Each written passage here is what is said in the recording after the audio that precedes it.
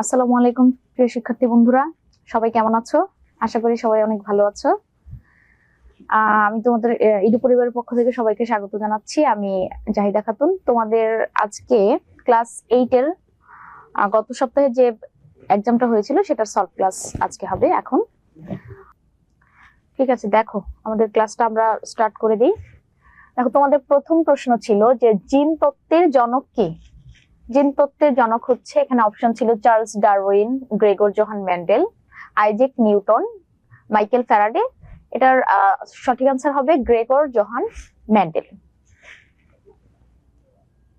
তারপর দেখো, দ্বিতীয় প্রশ্ন ছিল যে কোন কোষ বিভাজনের ফলে প্রাণী এবং উদ্ভিদ দৈর্ঘ্য এবং প্রস্থে বৃদ্ধি পায়?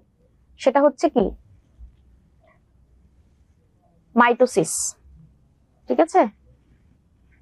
তারপর দেখো, জনন কোষ উৎপন্নের সময় কোন কোষ বিভাজন ঘটে? এখানে আছে মিওসিস, মাইটোসিস, তারপর হচ্ছে কি মেটাফেজ। অনেকগুলো অপশন আছে। এটার সঠিক আনসার হবে হচ্ছে মিওসিস। তোমরা বোর্ডটা ক্লিয়ারলি দেখতে পাচ্ছ কিনা একটু কমেন্ট করো। তারপর দেখো কোশ্চেন নাম্বার 5, কখন কোষের নিউক্লিয়াস আকারে বড় হয়? কোষের নিউক্লিয়াস আকারে বড় হয় কোন প্রক্রিয়ায়? দেখো, সেটা হচ্ছে প্রোফেজে। আজকে শুধু জাস্ট তোমাদের সলভ ক্লাসটা, মানে সঠিক আনসার কোনটা হবে সেটা বলে দিচ্ছি। কারো কোনো জায়গায় যদি বুঝতে প্রবলেম থাকে তাহলে কমেন্টে সবাই জানাবে। হ্যাঁ, লেখা বোঝা যাচ্ছে না? আচ্ছা, আরেকটু বড় করে নিচ্ছি। এখন বোঝা যাচ্ছে?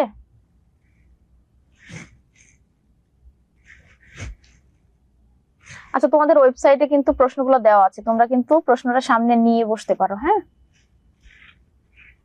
দেখো, কোষ বিভাজনের কোন ধাপে স্পিন্ডল যন্ত্রের আবির্ভাব ঘটে? সেটা হচ্ছে মিওসিস, মেটাফেজ, প্রোফেজ, কোথায়?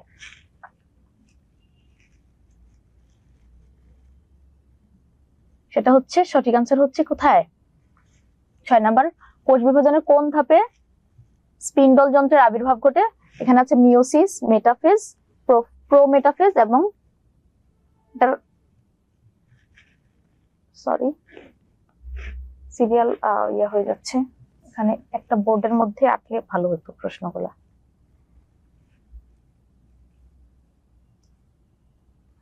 ঠিক আছে, মিওসিস, মেটাফেজ, প্রোমেটাফেজ আর হচ্ছে এনাফেজ। এটা সঠিক আনসার হবে হচ্ছে প্রোমেটাফেজ। ঠিক আছে। তারপর দেখো 7 নাম্বার, কি বিভাজন শেষ হওয়ার সাথে সাথে সাইটোকাইনোসিস শুরু হয়? এখানে অপশনে আছে হচ্ছে নিউক্লিয়াস, মিওসিস, প্রোটোপ্লাজম আর হচ্ছে মাইটোসিস। সঠিক আনসার হবে নিউক্লিয়াস। তারপর দেখো 8 নম্বর প্রশ্নে, প্রতিটি প্রজাতির বৈশিষ্ট্যের বংশ পরম্পরায় টিকে থাকতে পারে কোন বিভাজনের কারণে? মিওসিস, মাইটোসিস, নিউক্লিয়াস নাকি টেলোফেজ? সঠিক উত্তর হবে কি মিওসিস। ওকে। তারপর দেখো, ক্রোমোজোমের প্রধান উপাদান কি? DNA, RNA, protoplasm, nucleus? এটার সঠিক উত্তর হবে কি ডিএনএ। আচ্ছা, তারপর দেখো আমরা 9 নাম্বার প্রশ্নটা হয়তো স্কিপ করে গেছি। দেখো, বংশগত ধারা সম্পর্কে সঠিক ধারণা দেন কে? এখানে অপশনে আছে Isaac Newton, Gregor Johann Mendel, Einstein আর হচ্ছে চার্লস ডারউইন। এটার সঠিক উত্তর হবে গ্রেগর জোহান মেন্ডেল। দেখো, ডিএনএ এর পুনরূপ হচ্ছে ডিঅক্সিরাইবো নিউক্লিক অ্যাসিড। তারপর দেখো, তামাক গাছের মোজাইক ভাইরাস বা টিএমভি এতে কি থাকে না? এখানে হবে ডিএনএ, ক্রোমোজোম, আরএনএ নাকি জিন? সেটা হবে ক্রোমোজোম। ঠিক আছে। তারপর দেখো, বংশগতির জনক কে? তারপর সবাই জানি। দেখো, এখানে অপশন গুলো ছিল Charles Darwin, Gregor Johann Mendel, Isaac Newton, Michael Faraday. এটার সঠিক উত্তর হবে কি গ্রেগর জোহান মেন্ডেল। তারপর দেখো, বংশগতির ভৌত ভিত্তি কোনটি? বংশগতির ভৌত ভিত্তি হবে ক্রোমোজোম। তারপর দেখো কোন কোষ বিভাজনের মাধ্যমে বংশগতির ধারা অব্যাহত থাকে। এখানে আছে টেলোফেজ, হ্যাঁ, এনাফেজ, মিওসিস নাকি মাইটোসিস। সঠিক উত্তর হবে মিওসিস। মিওসিসের মাধ্যমে বংশগতির ধারাটা অব্যাহত থাকে। তারপর আমরা আইসিটি অংশে চলে আসি। দেখো একমুখী পদ্ধতিতে ইংরেজিতে কি বলে? ব্রডকাস্ট, মাল্টিকাস্ট, ইউনিকাস্ট নাকি ডুপ্লেক্স। সেটা সঠিক উত্তর হবে কি ব্রডকাস্ট। ব্রডকাস্ট হচ্ছে ইন্টারনেটের একমুখী পদ্ধতি, এখান থেকে শুধু তথ্য যায় কিন্তু তথ্য আসে না। তারপর দেখো তথ্য আমরা পেতে পারি কিন্তু আমাদের কাছ থেকে তথ্য পাঠাতে পারি না ব্রডকাস্টের মাধ্যমে। ইন্টারনেট সেবা পাওয়া যায় নিচের কোন যন্ত্রটির সাহায্যে? টেলিভিশন থেকে কি আমরা ইন্টারনেট পাই? না। তারপর হচ্ছে ফ্যাক্স হবে না, মডেম, হ্যাঁ, মডেমের মাধ্যমে কিন্তু আমরা ইন্টারনেট ব্যবহার করতে পারি। আমাদের ফোনে বা মোবাইল বা ল্যাপটপে যদি ওয়াইফাই কানেকশন না থাকে তাহলে কিন্তু আমরা মডেমের সাহায্যে কি করি ডাটা ইউজ করতে পারি, তাই না? তারপর দেখো পণ্য বিক্রয়ের সার্বক্ষণিক মনিটরিং ব্যবহারকে কি বলে? সেটা হচ্ছে জিএস, জিপিএস, হ্যাঁ, জিপিআরএস, ইপিওএস না কোনটা হবে? এটা হবে কি ইপিওএস। ইপিওএস এর পুনরূপ হচ্ছে ইলেকট্রনিক পয়েন্ট অফ সেল। তারপর দেখো ইন্টারনেট বিকাশের আগে সরকারি তথ্যাবলী কোথায় প্রকাশ করা হতো? যখন ইন্টারনেট ছিল না তখন সরকারি তথ্য তো প্রকাশ করতে হতো, তখন সেগুলো প্রকাশ করা হতো সংবাদপত্রে, ঠিক আছে? তারপর দেখো স্বয়ংক্রিয়ভাবে মনিটরিং করা যায় নিচের কোনটির সাহায্যে? অবশ্যই সিসি ক্যামেরা, তাই না? এখানে সিসি ক্যামেরা আছে, তারপর ক্যামেরা শুধু, হ্যাঁ, সেট টপ বক্স আছে, তারপর হচ্ছে ফ্যাক্স আছে, এটা হবে সিসি ক্যামেরা।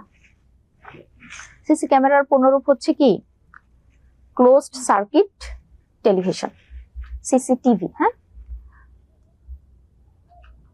তারপর দেখো মোবাইল ফোনের মাধ্যমে কি ধরনের যোগাযোগ সম্ভব? মৌখিক যোগাযোগ, লিখিত যোগাযোগ, একমুখী যোগাযোগ, ব্রডকাস্ট যোগাযোগ। এটা হবে কি মৌখিক যোগাযোগ। মোবাইল ফোনের মাধ্যমে কিন্তু আমরা মৌখিক যোগাযোগ করতে পারি, লিখিত যোগাযোগও করতে পারি, তবে মৌখিক যোগাযোগের জন্য কিন্তু মোবাইল ফোনটা বেশি ইউজ হয়। তারপর দেখো কিসের মাধ্যমে দ্রুত লিখিত যোগাযোগ করা যায়? লিখিত যোগাযোগ করা যায় হচ্ছে ইমেইলের মাধ্যমে। আমরা ইমেইলের মাধ্যমে দ্রুত কি করতে পারি লিখিত যোগাযোগ করতে পারি। তারপর দেখো ফেসবুকের প্রতিষ্ঠাতা কে? এটা আমরা সবাই জানি, মার্ক জাকারবার্গ। তথ্য ও যোগাযোগ প্রযুক্তির শিক্ষার প্ল্যাটফর্মের নাম কি? ই পর্চা, ই কমার্স, ই সেবা, ই লার্নিং। যেহেতু শিক্ষা তাহলে তো লার্নিং, তাই না? Learning, e learning. ইন্টারনেটের মাধ্যমে যদি আমরা কোনো কিছু শিখি, এই যে তোমরা ইন্টারনেটের মাধ্যমে এখন কি ক্লাস করছো, কিছু শিখছো, এটাই হচ্ছে কি ই লার্নিং, ঠিক আছে? তারপরে দেখো বাংলাদেশে বর্তমানে মুক্ত পেশাজীবীর সংখ্যা কত? এখানে 10 সহস্রাধিক মানে হচ্ছে কিন্তু হাজারের অধিক, হ্যাঁ, 10,000-এর বেশি, 20 সহস্রাধিক মানে 20,000-এর বেশি, 30 সহস্রাধিক মানে 30,000-এর বেশি, কত? এটার সঠিক উত্তর হবে 30 সহস্রাধিক মানে 30,000-এর উপরে। তারপর দেখো বর্তমানে চিকিৎসা মূলত কি নির্ভর? বর্তমানে চিকিৎসা মূলত হচ্ছে, এখানে দেওয়া আছে সার্জারি মানে অপারেশন নির্ভর, ইন্টারনেট নির্ভর, প্রযুক্তি নির্ভর নাকি মোবাইল নির্ভর। এটা হবে প্রযুক্তি নির্ভর, কারণ আমরা কিন্তু টেলিমেডিসিন বা হচ্ছে কি ইন্টারনেটের মাধ্যমে কিন্তু ডক্টরের সাথে আমরা কথা বলতে পারি, তাই না? যে ইন্টারনেটের মাধ্যমে তোমরা যেভাবে ক্লাস করছো ওইভাবে কিন্তু ডক্টরের সাথেও কথা বলা যায়। এটা হবে প্রযুক্তি নির্ভর। তারপর দেখো বর্তমানে অনলাইনে নিচের কোন ক্ষেত্রের বিল প্রদান করা যায়? অনলাইনে আমরা কি কি বিল প্রদান করতে পারি? বিদ্যুৎ বিল, হ্যাঁ, দিতে পারি, পানি বিল দিতে পারি, গ্যাস বিল দিতে পারি, সবগুলো, উপরের সবগুলো। তারপর দেখো শিশুদের টিকা দেওয়া হয় কেন?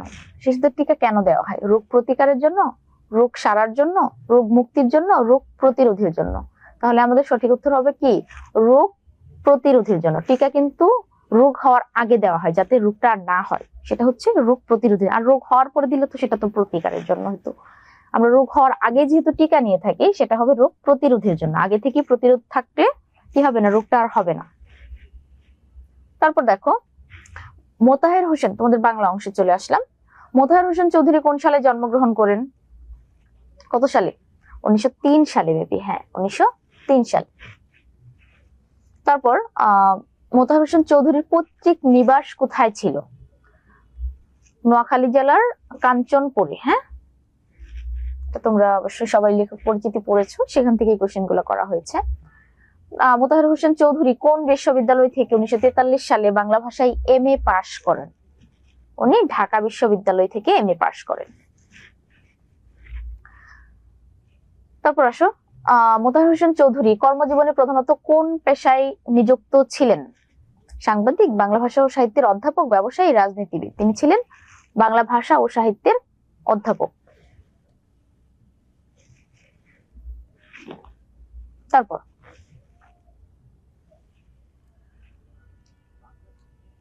মোতাহার হোসেন চৌধুরী ঢাকা থেকে প্রকাশিত কোন পত্রিকার সাথে যুক্ত ছিলেন?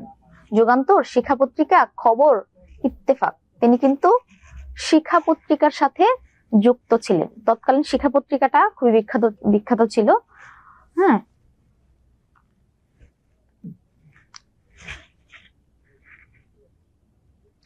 ঢাকা মুসলিম সাহিত্য সমাজের মুখপাত্র ছিল এই শিক্ষা পত্রিকা। 1987 সালে আবুল হোসেন কর্তৃক প্রকাশিত হয় এই শিক্ষা পত্রিকা। ঠিক আছে। তারপর দেখো মোতাহার হোসেন চৌধুরীর রচনাশৈলীতে কোন লেখকের প্রভাব লক্ষণীয় বলে উল্লেখ করা হয়েছে? মোতাহার হোসেন চৌধুরীর লেখার সাথে কিন্তু প্রমোদ চৌধুরীর লেখার প্রভাব ফুটে উঠেছে। মোতাহার হোসেন চৌধুরীর মৃত্যু তারিখ কত? ওনার মৃত্যু তারিখ হচ্ছে কত? 1956 সালের 18ই সেপ্টেম্বর। মৃত্যু তারিখ, জন্ম তারিখ এগুলো তোমরা মুখস্থ রাখবে সবসময়। তারপর দেখো লাইব্রেরি শব্দটি মূলত কি বোঝায়? লাইব্রেরি দ্বারা কি বোঝায়? লাইব্রেরি মানে কি? অনেকগুলা পুস্তকের সমাহার বা সমষ্টি। এখানে বলা আছে যে অসংগঠিত বইয়ের সমাহার, শ্রেণীবদ্ধ পুস্তক, ইলেকট্রনিক তথ্য, নাকি বইয়ের দোকান। এটা হবে শ্রেণীবদ্ধ বইয়ের সংগ্রহ। এখানে অনেকগুলা বইয়ের সংগ্রহ থাকে। লাইব্রেরি সৃষ্টি করার মূল উদ্দেশ্য কি হিসেবে উল্লেখ করা হয়েছে? লাইব্রেরি যে সৃষ্টি করা হয়,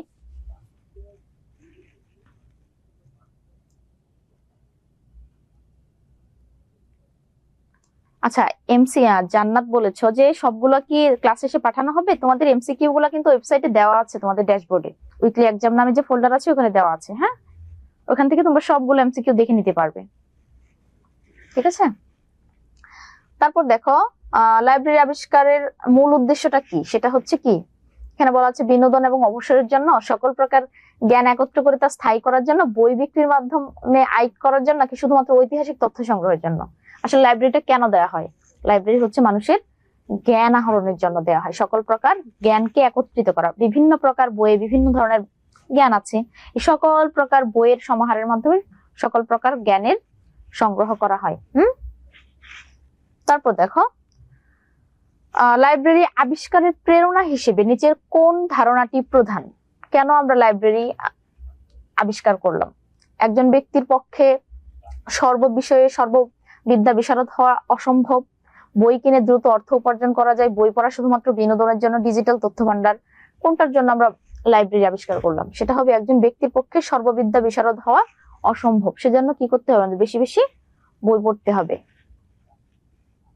বই পড়লেই কিন্তু আমরা অনেক কিছু জানতে পারবো, কারণ একজন ব্যক্তির পক্ষে তো একা একা সর্ববিদ্যা বিশারদ হওয়া যাবে না, তাই না? তারপর দেখো লাইব্রেরি কত প্রকারে বিভক্ত করা হয়েছে, মানে লাইব্রেরি কত প্রকার? লাইব্রেরি মূলত 3 প্রকার। হ্যাঁ, ব্যক্তিগত, পারিবারিক এবং সাধারণ। নেক্সট, বাংলা ভাষায় ব্যবহৃত ধ্বনিগুলোকে প্রধানত কয় ভাগে ভাগ করা যায়? বাংলা ভাষার ধ্বনিগুলো কত প্রকার? 2 প্রকার, তাই না? স্বরধ্বনি এবং ব্যঞ্জন ধ্বনি, আমরা সবাই অবশ্য জানি। তারপর দেখো বাংলা ভাষার মৌলিক স্বরধ্বনি কয়টি? বাংলা ভাষার মৌলিক স্বরধ্বনি হচ্ছে 7টি। কি কি? স্বরেয়, স্বরায়া, তারপর হচ্ছে যে প্রত্যেক জোড়া থেকে একটা করে, রস্যই দীর্ঘই থেকে রস্যই, হ্যাঁ, রস্য দীর্ঘ থেকে রস্য, এ ওই থেকে এ, ও ও থেকে ও, এই হচ্ছে কয়টা? 6টা। আরেকটা এক্সট্রা আছে, সেটা হচ্ছে এ ধ্বনি। এটা হচ্ছে ধ্বনিবিদ মোহাম্মদ আব্দুল হাই এই ধ্বনিটা আমাদের বাংলা মৌলিক স্বরধ্বনির সাথে নতুন অ্যাড করেছেন। এই হচ্ছে 7টা। কি কি? স্বরীয়, স্বরায়া, রস্যই, রস্য, এ, ও এবং আরেকটা নতুন ধ্বনি হচ্ছে এ। ঠিক আছে, এ ধ্বনি। ওকে, তারপর আসো কোনটি মৌলিক স্বরধ্বনি? এই যে আমরা শিখে নিলাম মৌলিক স্বরধ্বনি, তাহলে কোনটি হবে? অবশ্যই কি? রস্যই। তারপর হচ্ছে ধ্বনি নির্দেশক সাংকেতিক চিহ্নকে কি বলা হয়? বর্ণ। যে কোনো ধ্বনি আমরা যেটা উচ্চারণ করি ওইটা যখন আমরা লিখি সেটাই তো বর্ণ, তাই না? বললাম যে ক, এই ক ধ্বনিটা যখন লিখে প্রকাশ করব সেটাই হচ্ছে কি? ধ্বনির একটা চিহ্ন, সেটাই হচ্ছে বর্ণ। ওকে, বাংলা বর্ণমালায় মোট বর্ণ রয়েছে কয়টি? এটা সবাই জানি, 50টি, তাই না? বাংলা বর্ণমালায় কার চিহ্ন কয়টি? আকার, ওকার, এভাবে কার চিহ্ন কয়টি? স্বরবর্ণ কিন্তু 11টি, তাহলে কার চিহ্ন হবে একটা কম, মানে 10টি। কারণ স্বরের কিন্তু কি নেই, স্বরের কিন্তু কার নেই। তারপরে দেখো কোন স্বরবর্ণের সংক্ষিপ্ত রূপ নেই? স্বরেয়, কারণ স্বরবর্ণের সংক্ষিপ্ত রূপই হচ্ছে কার। তাহলে কার নেই? কার? স্বরেয়। ওকে, ব্যঞ্জন বর্ণের সংক্ষিপ্ত রূপকে কি বলে? দেখো, স্বরবর্ণের সংক্ষিপ্ত রূপকে বলে কার, আর ব্যঞ্জন বর্ণের সংক্ষিপ্ত রূপকে বলে ফলা। আর ফলা হচ্ছে 6টি। ফলা হচ্ছে 6টি। কি কি? জফলা, বফলা, নফলা, মফলা, রফলা। ঠিক আছে, আর লফলা। হ্যাঁ, 6টি হবে। তারপর দেখো নিচের কোনটি তালব্য বর্ণের উদাহরণ?